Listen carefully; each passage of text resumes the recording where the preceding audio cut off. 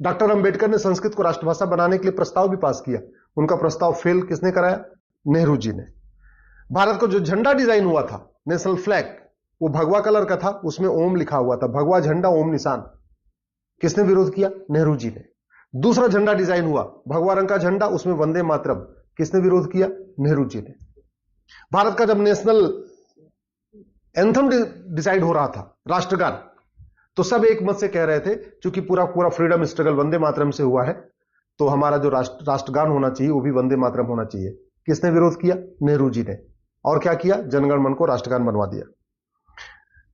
जब देश के नाम की बात आई तो ये हुआ, भाई भारत है तो भारतीय होना चाहिए, लेकिन India that is Bharat, Bharat का नाम इंडिया भी रखवा दिया। किसने? नेहरू जी ने। क्योंकि उस समय नेहरू जी की चलती थी, कांग्रेस की चलती थी, ज्यादातर मेंबर संविधान सभा में कांग्रेस के थे, तो नेहरू जी का एक तरीके से पूरा उनके ऊपर कंट्रोल भी रहता था। आर्टिकल 35 है, किसने जुड़वाया संविधान में? नेहरू जी ने। नतीजा क्या हुआ? कश्मीर के जो हिंदू थे वो थर्ड क्लास सिटीजन हो गए। आर्टिकल 370 संविधान में किसने जुड़वाया? नेहरू जी ने। नतीजा क्या हुआ? अलगाववाद बढ़ा, आतंकवाद बढ़ा, कश्मीरियों का नरसंहार हुआ, बहन बेटियों का बलात्कार हुआ, हजारों सैनिक मारे गए, हजारों हमारी बहन बेटियां विधवा हो गई, पलायन हुआ। किसके कारण? आर्टिकल 370 के कारण। संविधान का आर्टिकल 13 कहता है सारी कुरीतियां खत्म करना है, सारी कुप्रथाएं खत्म करना है। कभी नेहरू जी ने उस पर संसद में चर्चा ही नहीं किया, इसलिए जितनी विदेशी कुरीतियां मुगलों के समय से चल रही थी वो यथावत चलती रही। आर्टिकल 25 में एक प्रोपोगेट वर्ड किसने जुड़वाया था? नेहरू जी ने। नतीजा क्या हुआ? पूरे देश में धर्मांतरण हुआ और आज की डेट में 9 राज्यों में, 200 जिलों में, 900 तहसीलों की डेमोग्राफी बदल चुकी है। आर्टिकल 30 माइनॉरिटी का कॉन्सेप्ट किसके कहने पाया? नेहरू जी के कारण।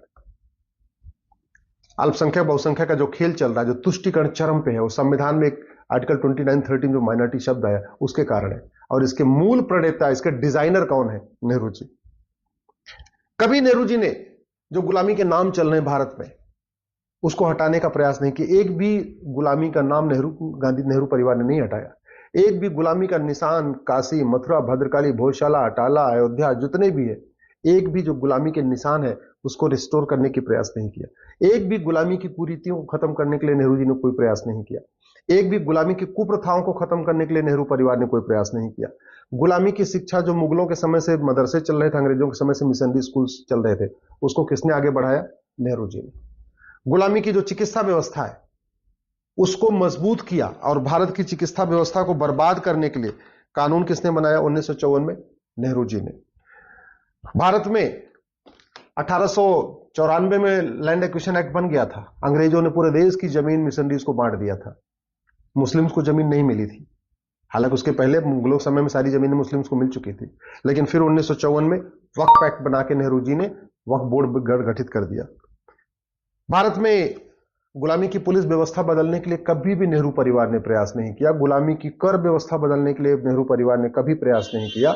गुलामी की प्रशासनिक व्यवस्था बदलने के लिए कोई प्रयास नहीं किया। गुलामी की व्यापार व्यवस्था बदलने के लिए कोई प्रयास नहीं किया। गुलामी की नागरिक व्यवस्था बदलने के लिए कोई प्रयास नहीं किया। अंग्रेजों का जो कानून चल रहा था उसमें एक भी कानून खत्म करने के लिए कोई प्रयास नहीं किया। हाँ, यह किया कि चीन को, भारत की जो परमानेंट मेंबरशिप चीन को, भारत को मिल रही थी, उसको चीन को दे दिया।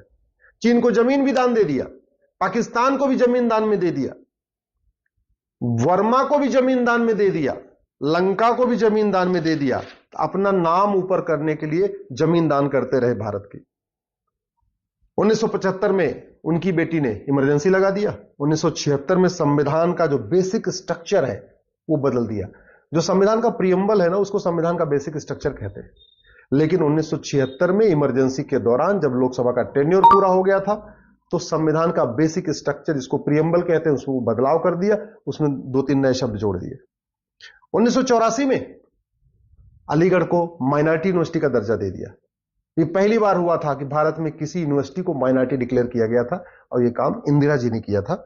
1985 में राजीव गांधी ने सिटीजनशिप एक्ट में एक सेक्शन 6 जोड़ दिया। सिटीजनशिप एक्ट में सेक्शन 6 जोड़ा और जोड़ के असम में लगभग 60 लाख बांग्लादेशियों को भारत की नागरिकता दे दी। याद रखिएगा, 1985 में, जब 1984 में जो चुनाव हुआ उस समय राजीव गांधी जी को 404 सीट मिली थी और अगले ही साल 1985 में सिटीजनशिप एक्ट में सेक्शन 6 जोड़ दिया और असम में लगभग 60 लाख बांग्लादेशियों को नागरिकता प्रदान कर दिया। साबानो का फैसला आया, उसके अगले ही साल 1986 में अपने 404 सीट का उपयोग किया और सुप्रीम कोर्ट का फैसला पलट दिया। 1991 में कांग्रेस ने एक प्लेस ऑफ वर्शिप एक्ट बना दिया और हिंदू, जैन, बौद्ध, सिख के लिए कोर्ट जाने का रास्ता बंद कर दिया कि अब हम कोर्ट जाके अपने हमारे जो मठ मंदिर तोड़े गए थे, जो मुगलों के द्वारा तोड़े गए थे, उनको रिस्टोर न कर सके, उसके लिए 1991 में प्लेस ऑफ वर्शिप एक्ट बना दिया। हिंदुओं को आपस में बांटने के लिए, हिंदुओं को, हिंदू, जैन, बौद्ध, सिख को आपस में बांटने के लिए और मुस्लिम और क्रिश्चियंस को विशेष फायदा पहुंचाने के लिए 1992 में माइनॉरिटी कमीशन एक्ट बना दिया। 1995 में जो वक्फ एक्ट नेहरू जी ने बनाया था 1954 में, उसको वापस लिया और बहुत ही खतरनाक 1995 में वक्फ एक्ट बना दिया। उसके बाद फिर 2004 में national commission minority education institution act बनाया और उसके बाद अलीगढ़, पहली बात 1984 में अलीगढ़ यूनिवर्सिटी को माइनॉरिटी का दर्जा दिया। फिर 2004 में बाकायदा एक कानून बनाया और पूरे देश की यूनिवर्सिटीज को माइनॉरिटी यूनिवर्सिटी घोषित करना शुरू किया। जामिया भी उसी कानून के अंतर्गत हुई है। 2010 में कानून बनाया एफसीआरए। उसका मूल उद्देश्य था कि जो भारत विरोधी शक्तियां हैं, माओवादी, नक्सली, अलगाववादी, कट्टरपंथी, जिहादी नेता, अभिनेता, लेखक, बुद्धिजीवी, पत्रकार, कलमकार, जो भी देश के खिलाफ करते हैं, उनके एनजीओ को बढ़िया फंडिंग होती रहे विदेशों से, उसके लिए 2010 में एफसीआरए बना दिया।